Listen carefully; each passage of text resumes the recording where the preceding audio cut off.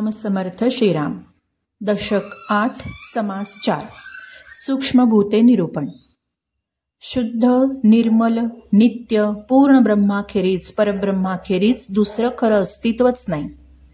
जे काही आहे ते परब्रह्मच आहे. पण परब्रह्म काही बर्फाच्या डोंगराप्रमाणे थंड किंवा शांत, निर्जीव असं नाही.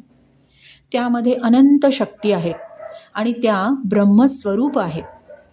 त्यांच्यापैकी एक विलक्षण शक्ती परब्रह्माच्या एका अल्प भागामध्ये उदय पावली, तिला मूळ माया म्हणतात. तिच्यामुळे परब्रह्माला अहमचं स्फुरण झालं. तिच्यातून माया निर्माण झाली आणि त्या मायेने त्रिगुण निर्माण केले, सत्व, रज आणि तम. या तमोगुणापासून पंचमहाभूते तयार झाली: पृथ्वी, आप, तेज, वायू आणि आकाश. मुख्य मुद्दा असा की ही पंचमहाभूते एकमेकांमध्ये मिसळलेली असतात.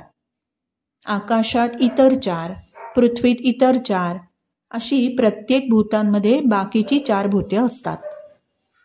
तो सखोल विचार केला तर ते क्वांटम फिजिक्स आहे हे आपल्या लक्षात येतं. भौतिकशास्त्र शिकणाऱ्यांना हा विषय चटकन कळेल. व्हॉल्यूम, वेलॉसिटीच्या अत्यंत सूक्ष्म आणि ॲक्युरेट स्पष्टीकरणाने हा समाज सजलाय. पंचमहाभूते आणि त्रिगुणांच्या साह्याने विश्वाची निर्मिती झाली. त्यात 14 भुवन म्हणजे 7 लोक आणि 7 पाताळ असा पसारा आहे. 7 समुद्र, 7 द्वीप, 21 सर्ग, 12 आदित्य, 11 रुद्र, 9 नाग, 7 ऋषी, या सगळ्यांची या समासामध्ये नावानिशी यादी आहे. पंचमहाभूतांनी निर्माण झालेला हा विश्वाचा डोलारा मूळ मायेच्या अधिष्ठानावर झाला. हे पांचभौतिक विश्व असं आहे. परमात्म वस्तू त्या आधीची आहे. मंदिराचं महाद्वार ओलांडून आत गेलं म्हणजे देवाचं दर्शन घेता येतं, तसं ब्रह्मदर्शन घेण्यासाठी हे पांचभौतिक दृश्य ओलांडावं लागतं. संतांनी ते ओलांडलंय, परब्रह्माचं दर्शन घेतलेलं आहे. पंचमहाभूतांपलीकडे असलेले हे संत देहानी मानव असले तरी त्यांचं थोर पण अमर्याद आहे, विशाल आहे. आजची स्टार नोट काय सांगते?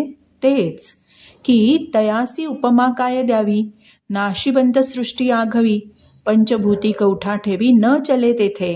कुठे? जिथे सगळी सृष्टी नाशवंत असल्याने दृश्य विश्वामधली कोणत्याही गोष्टीची उपमा शाश्वत स्वरूपाच्या सद्गुरूला देता येत नाही, तिथे पंचभूतांची उठाठेव सद्गुरू स्वरूपात नाही. श्रीराम समर्थ श्रीराम.